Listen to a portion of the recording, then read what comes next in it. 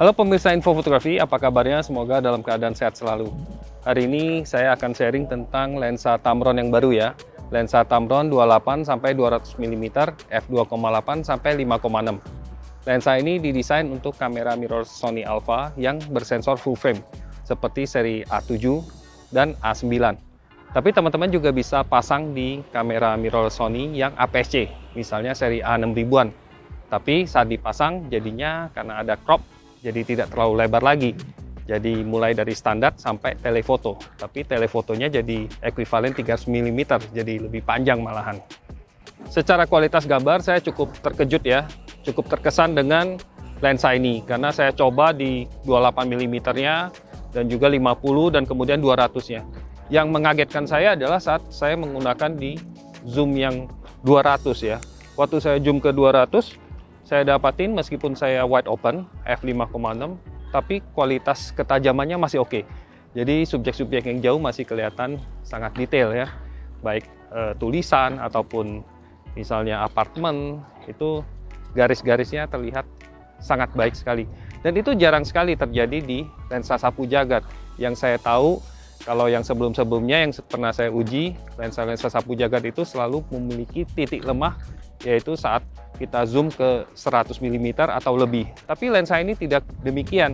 Malah saya pikir lensa ini dioptimalisasi untuk penggunaan lensa telenya.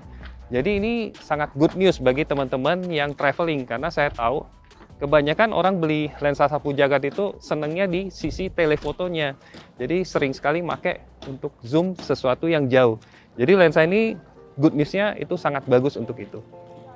Saya sempat mencoba lensa ini dengan kamera Sony A7R Mark IV teman saya, dan hasilnya di luar dugaan masih sangat tajam di 200 mm, meskipun di bukaan yang terbesarnya yaitu f5,6. Untuk sudut lebarnya di 28 mm, saya mendapati gambarnya agak vignette di f2,8, dan bagian sudutnya tidak begitu tajam. Saya juga sempat mencoba lensa ini untuk motret di pinggir laut dengan berbagai jarak fokal, dan saya dapati kualitas foto untuk subjek yang jauh masih cukup bagus.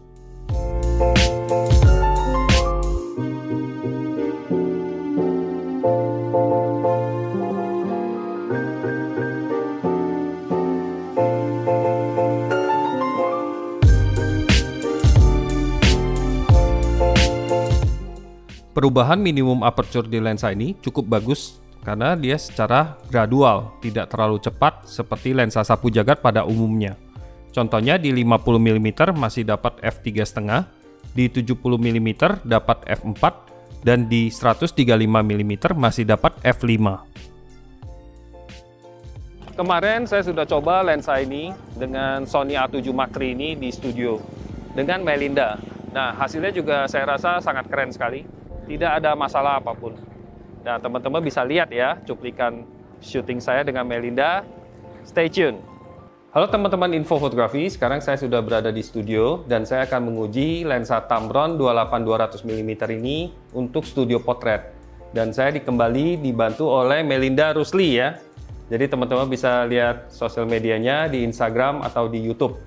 Dan Melinda itu cukup aktif ya di dalam membuat konten. Nah, karena saya foto studio, foto potret, maka saya akan lebih banyak menggunakan di jarak fokal 70 sampai 200 mm. Nanti teman-teman bisa lihat hasilnya seperti apa dan tentukan apakah memuaskan atau enggak hasilnya. Oke, stay tune.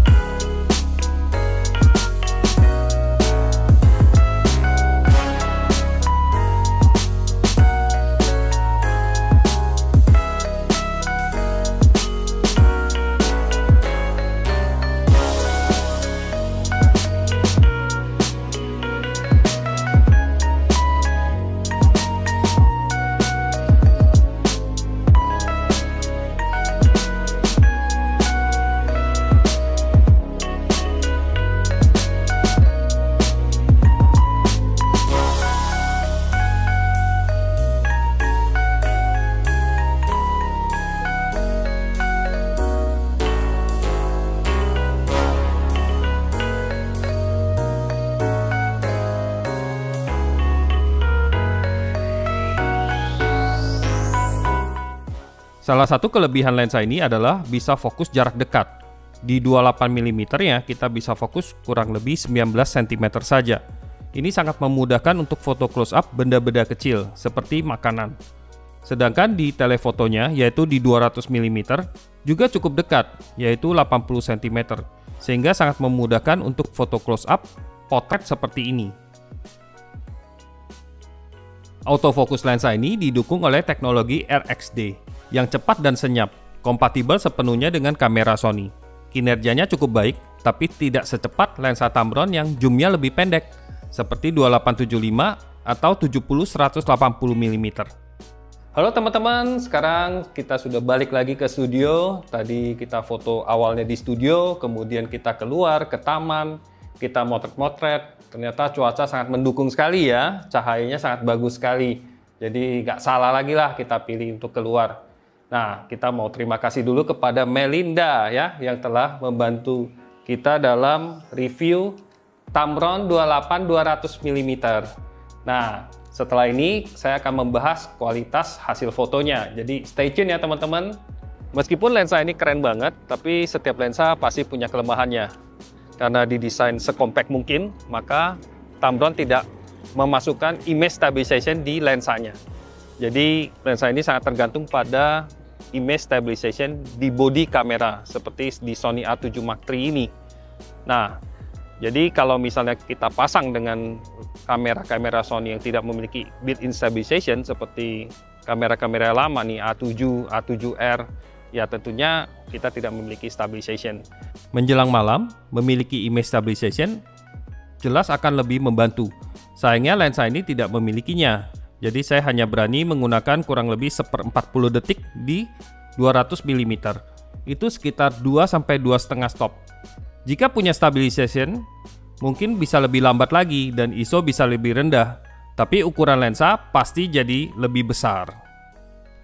Mungkin karena lensa ini susunannya sangat kompleks, jadi demi untuk mendapatkan ketajaman, maka kualitas bokeh saat memotret sumber cahaya yang kecil seperti lampu atau cahaya matahari yang melewati celah-celah daun itu menjadi kurang mulus, seperti teman-teman bisa lihat di foto ini. Terlepas dari kekurangannya, saya pikir Tamron telah berhasil membuat lensa all-around atau sapu jagat yang menyenangkan untuk dibawa dan digunakan untuk memotret berbagai subjek dan kondisi.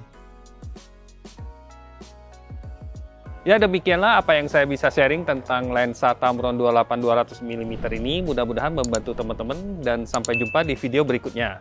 Bye-bye!